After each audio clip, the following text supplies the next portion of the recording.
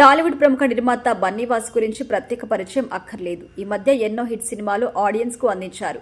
గీత arts banner పై నిర్మాత అల్లు అరవింద్ ఎన్నో సినిమాలు ప్రేక్షకుల ముందుకు తీసుకొచ్చి పెద్ద ఎత్తున ప్రేక్షకులతో సందడి చేశారు. ఇప్పటికే గీత ఆర్ట్స్ నుంచి ఎన్నో భిన్నమైన సినిమాలు ప్రేక్షకుల ముందుకొస్తున్నాయి. ఇక గీత ఆర్ట్స్ బ్యానర్ మాత్రమే కాకుండా గీత ఆర్ట్స్ బ్యానర్ 2 స్థాపించి ఈ బ్యానర్ నుంచి కూడా కొత్త సినిమాలను ప్రేక్షకుల ముందుకు తీసుకొస్తున్నారు. ఈ బ్యానర్లో బన్నీవాస్ సినిమాలు నిర్మిస్తున్నారు. అయితే ఈ మధ్య అల్లు అరవింద్తో గొడవలు జరిగాయని, దాంతో బయటకొచ్చి కొత్త నిర్మాణ సంస్థ స్టార్ట్ చేశారని కూడా వార్తలు వస్తున్నాయి. అయితే దీనిపై బన్నీవాసు క్లారిటీ ఇచ్చారు. ఇక గీత ఆర్ట్స్ బ్యానర్ నుంచి టాలీవుడ్లో భారీ హిట్ సినిమాలు వచ్చాయి. ఇటీవల కాలంలో బన్నీవాసు గురించి ఒక వార్త వెలుగులోకి వస్తుంది. అల్లు అరవింద్ తన బంధువును నిర్మాణ సంస్థలో భాగం చేయడంతో అల్లు అరవింద్ బన్నీవాసు మధ్య గొడవలొచ్చాయని, అందుకే బన్నీవాసు బయటకొచ్చేశారని ఒక ఇండస్ట్రీలో టాక్ అయితే వినిపిస్తుంది. అయితే ఈయన బీవీ వర్క్స్ అని కొత్త బ్యానర్ ప్రకటించారంటూ వార్తలు వస్తున్న నేపథ్యంలో బన్నీవాసు స్పందించారు. ఇక ఆయన క్లారిటీ కూడా ఇచ్చారు.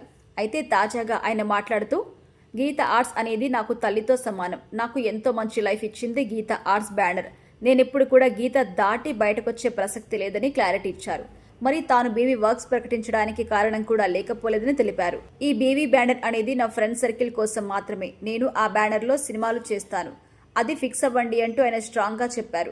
అయితే గతంలో కూడా ఇలా గీత దాటుతున్న బన్నీవాసు అంటూ వార్తలు వచ్చిన నేపథ్యంలో ఆయన వార్తలపై స్పందించి క్లారిటీ ఇచ్చారు.